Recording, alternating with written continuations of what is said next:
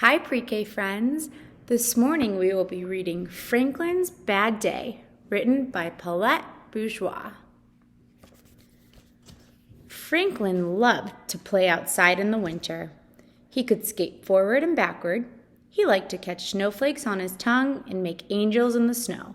But today was different. Franklin was having a very bad day. It started in the morning. Franklin was grumpy when he woke up.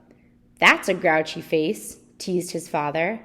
"Yes, it is," said Franklin. He crossed his arms and frowned. "Would you like a nice breakfast?" asked his mother. "No," said Franklin. His mother made breakfast anyway. Franklin stared out the window. Heavy gray clouds pushed across the sky. "It's even a bad day outside," grumbled Franklin. He picked at his food. For the rest of the morning, nothing went right. Franklin knocked over his juice and broke his favorite cup. He couldn't find his marbles, and the last piece of his puzzle was missing. Franklin slammed a door and stomped his feet. "You seem awfully cranky," said his mother. "I am not," shouted Franklin. Just then, Bear knocked on the door. Franklin peeked out. "Do you want to make a snowman or ride on my sled?" asked Bear. Franklin sighed. "I don't want to do anything." "Please," Bear said. "Fresh air will do you good," said his parents. Out you go with Bear. They handed Franklin his hat and mittens. Franklin pouted as he bundled up and went outside. The two friends walked along the path near Otter's house. "Let's ask Otter to come," said Bear. Franklin gave Bear a puzzled look. "Oh, I forgot," Bear said sadly. "Otter moved away yesterday." They didn't talk all the way down the hill.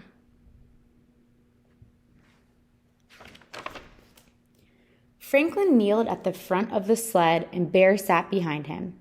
Bear gave him a push. "Let's go," he shouted. The sled glided halfway down the slope and then it stopped. They had landed on a bare patch. "Oh no," wailed Franklin.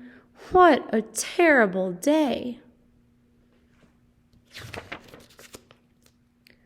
The hill was no fun, so Beaver suggested they go to the pond. When they arrived, the pond was roped off. "No skating today," warned Mr. Mole.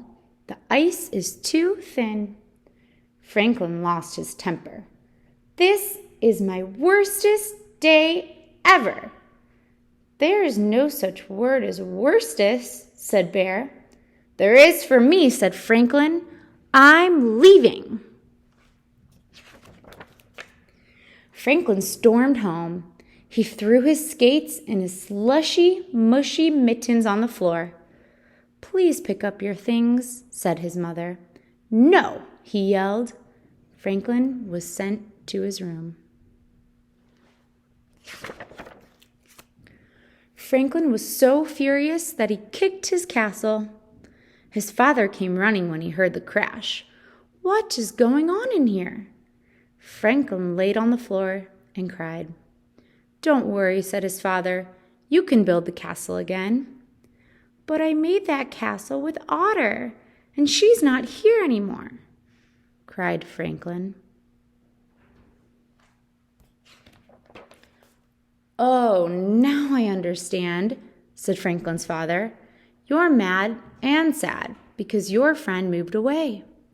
Franklin nodded. "And you missed her a lot," his father said. "Yes," agreed Franklin in a small voice. They hugged each other for a long time.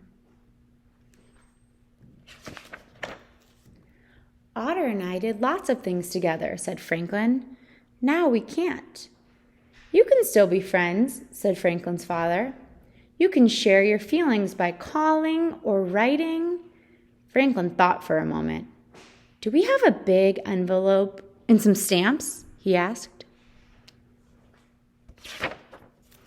Franklin spent the rest of the day making a scrapbook for Otter.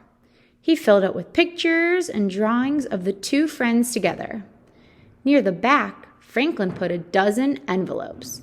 He printed his address on each one. On the last page, he wrote, "Please write to me. Then we can stay friends forever." As he walked to the mailbox, Franklin felt better. Snow was falling and it was getting cold enough for the pond to freeze. Franklin had a feeling that tomorrow would be a good day. The end.